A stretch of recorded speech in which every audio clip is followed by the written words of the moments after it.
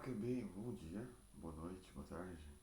Eu acabei de fazer um videozinho aqui, tava com outra camiseta até, para poder falar um pouquinho sobre uma coisa que eu estava pensando em relação à ingratidão de cada pessoa, que cada pessoa sente em relação a quando recebe uma coisa boa, quando recebe uma coisa verdadeira e acha pouco,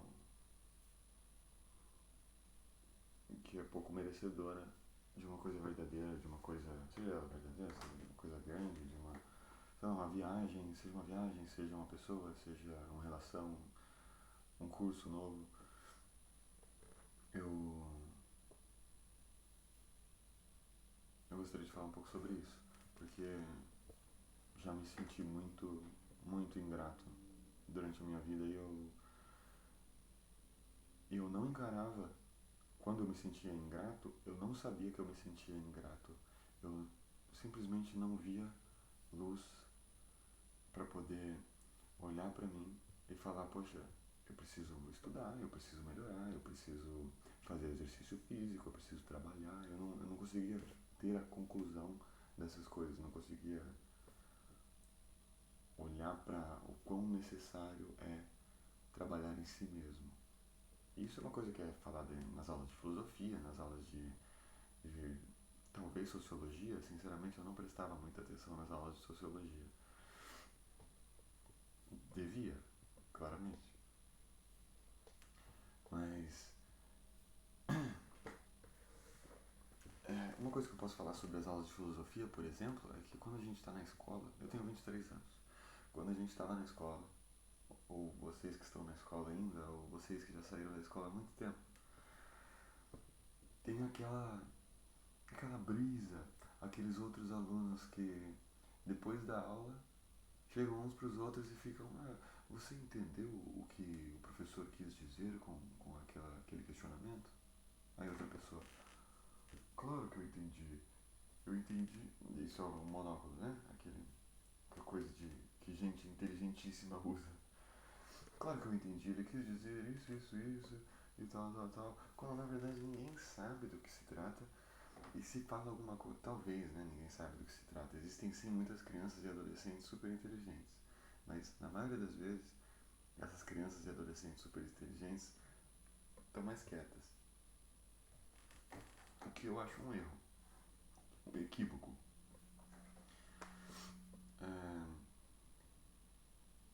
É claro que conversar sobre o que aconteceu na aula é necessário. Só que chega um ponto que parece aquela coisa que a gente sente quando a gente acabou de sair de um de uma prova super difícil e que você colocou uma resposta lá de uma questão como se fosse meia, meia, meia e era meia. Uma conta de matemática super sofisticada, você fez uma contona, você achou que você estava arrasando, saiu e as pessoas, os seus amigos, os colegas de turma, não, a conta na verdade o resultado foi 6. E você fica com esse olhar de PTSD, pensando, poxa,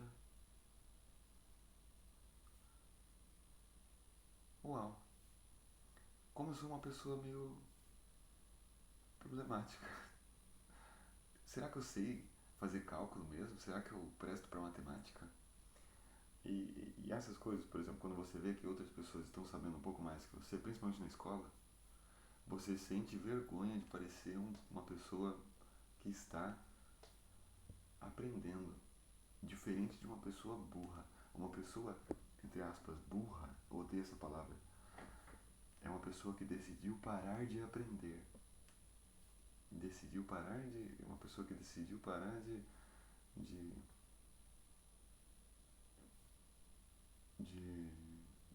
se submeter a testes ou querer aprender. Claro que com testes a gente aprende bastante. Só que uma pessoa, entre aspas, burra é uma pessoa que quis optar por ser ignorante. E isso caminha contrariamente à evolução do pensamento, por exemplo. Tem uma frase que é: existe uma frase E é mais ou menos uma pessoa que faz uma pergunta pode parecer burra por um minuto. Uma pessoa que não pergunta é burra para a vida inteira. Burra, de novo, é uma palavra ridícula. Ridícula. Não vou falar pouco inteligente. Burra é um pouco melhor entendido. Ninguém quer parecer burro. Só que às vezes, por não querer parecer burro, as pessoas mentem sobre algumas coisas. Ah, você sabe disso que eu tô falando? Por exemplo. Sabe disso que eu tô falando? Sei, claro que eu sei. Só que não faz a mínima ideia. E daí a conversa começa a acontecer, etc. E a pessoa vai mentindo e vai se embolando na mentira, etc. E acontece uma conversa falsa em que só uma pessoa está falando e outra pessoa está. Nossa, como eu gosto do jeito que você fala. Eu acho que eu me perdi um pouco na sua explicação, porque o jeito que você fala é um jeito tão incrível, tão legal. Sim, isso é legal também. Só que o mais legal é ter uma conversa verdadeira com uma pessoa que também está escutando e está presente. E para estar presente em algum momento, em alguma conversa, várias coisas têm que acontecer. Para estar presente, você precisa parar um pouco de ter alguns vícios dopaminérgicos. Por exemplo, vai no banheiro, pega o celular e vai com o celular no banheiro. Vai caminhar, leva o celular. Tá a todo momento abrindo o Instagram. Fechou o Instagram, abre o Instagram de novo. O mesmo comportamento daquela pessoa que vai pra geladeira, abre a geladeira, vê que não tem nada, daí fecha a geladeira. Aí abre a geladeira de novo, fecha a geladeira de novo. Aí abre a geladeira de novo, fecha a geladeira. Meu irmão, é necessário às vezes, principalmente para estar mais presente e sentir mais a verdade entre relações humanas, a sinceridade, a vontade de se comunicar, de se conectar verdadeiramente, é necessário que não só que alguns vícios sejam diminuídos, mas porque, bom, se um vício for diminuído, ele já perde o caráter de vício, passa a ser um caráter de talvez hábito. Claro, vício é um mau hábito, mas passa a ser algo mais bem dosado, mais bem medido. Uma coisa que eu tô levando bastante para minha vida pessoal é a necessidade de balancear melhor qualquer coisa que é feita no dia a dia. Seja ficar no computador jogando joguinho, seja ir trabalhar, seja beber água, seja treinar, seja tocar violão, seja o horário de dormir, sabe? É necessário essa medida áurea para deixar com que a balança seja mais equilibrada. Ela fique equilibrada mais ou menos em um equilíbrio estável, não um equilíbrio instável, num equilíbrio estável. Ela fique com a sua dança equilibrada ainda e dançando, que é um pouco mais engraçado, só que ainda com firmeza, com sentido, com razão. É necessário isso. Para que uma pessoa pare um pouco de ser ingrata e consiga experienciar muito mais o presente, uma coisa bem necessária também é se olhar no espelho. É muito necessário se olhar no espelho. Óbvio que também, ao se olhar no espelho, você passa por um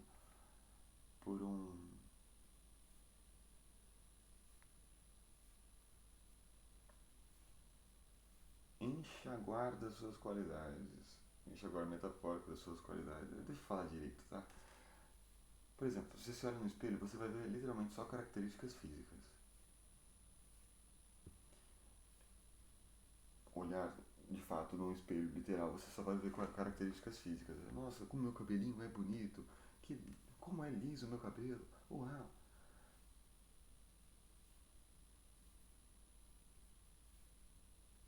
posso falar que existem pessoas, amigas, por exemplo, pessoas amigas, que funcionam como um caráter de espelho, como um espelho, que tem um caráter de espelho em alguns momentos.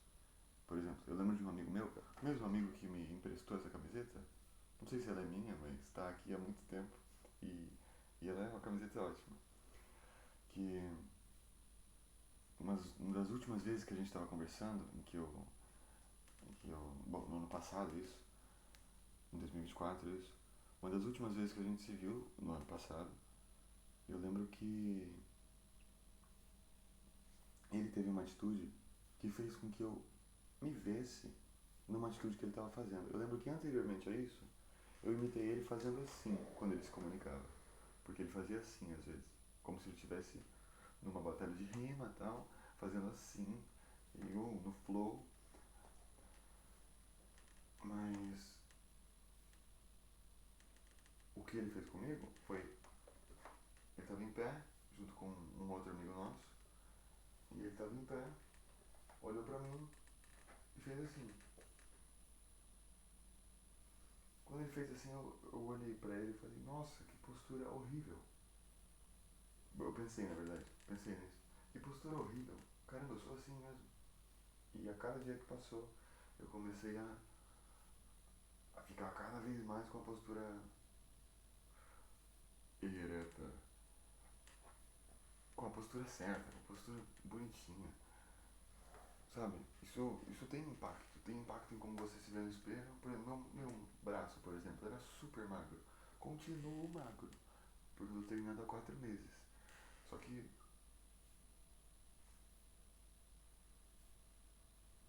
tá muito mais legal. Eu era, sinceramente, nunca fui num médico nutricionista pra perguntar se eu era raquítico ou não, mas eu era muito magro. E agora que eu tô. Que eu, existem vários espelhos ao longo da vida, claro. Vários,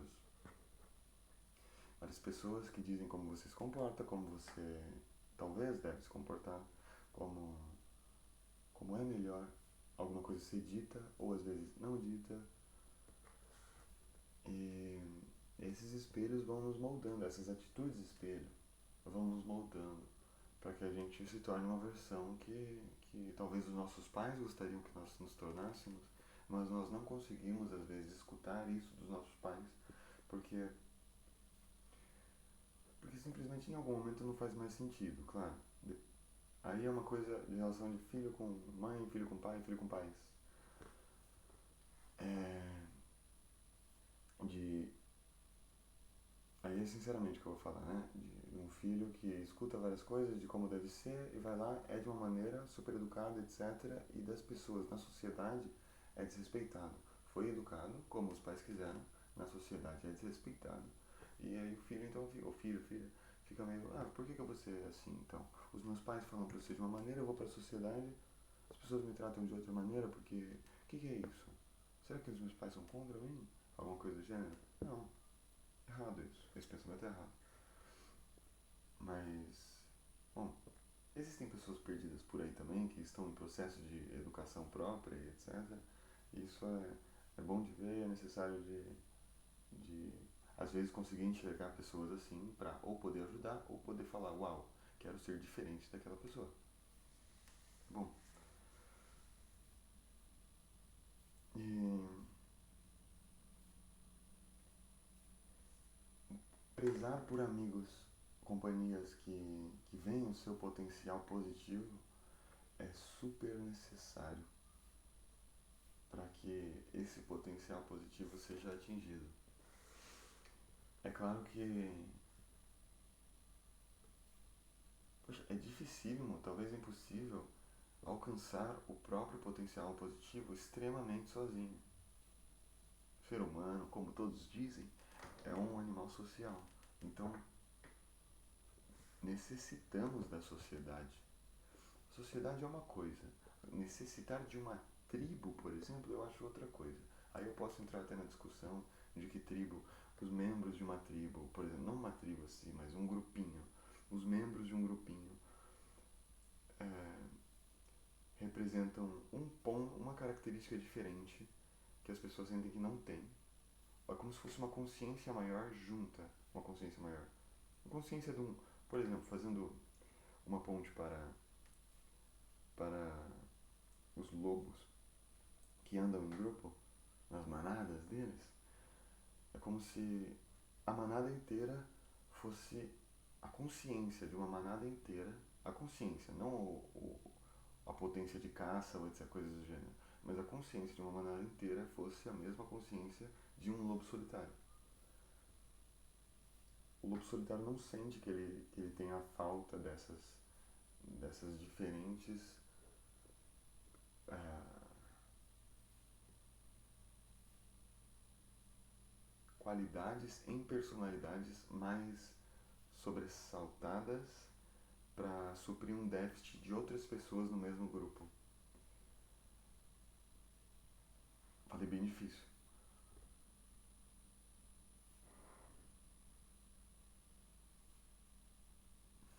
É como se fosse uma coisa de empilhar, assim, ou não uma coisa de empilhar, uma coisa que, se você pegar, por exemplo, eu vou fazer uma comparação, uma metáfora, sei lá qual que é o nome da figura de linguagem, mas pegar aquelas coisinhas de abrir latinha mesmo, que tá na latinha, você faz tss, aí você tira isso da latinha e vai grudando uma na outra até fazer uma roda e você pega a roda e você vê que todas estão grudadas, assim. Só que se alguma coisa acontecer, a roda inteira se desfaz. Não é uma coisa, não é uma coisa de empilhar alguma personalidade em cima da outra, não tem nada a ver com isso. Mas tem a ver com todas as personalidades num grupo são necessárias, equivalentemente necessárias para a existência do grupo. Só que quando você se distancia um pouco desse grupo e começa a focar mais em si mesmo, você vê que você tem um pouco de todas as qualidades ali. E esse pouco de todas as qualidades que você viu conseguem ser mais desenvolvidas quando você está sozinho, porque você está olhando para si mesmo. Claro, você tem que ser uma pessoa educada, tem que ser uma pessoa respeitosa, tem que ser uma pessoa trabalhadora, tem que ser uma pessoa honesta, amiga, sincera, comprometida, amorosa. Claro, são basicamente as coisas mais básicas para uma sociedade.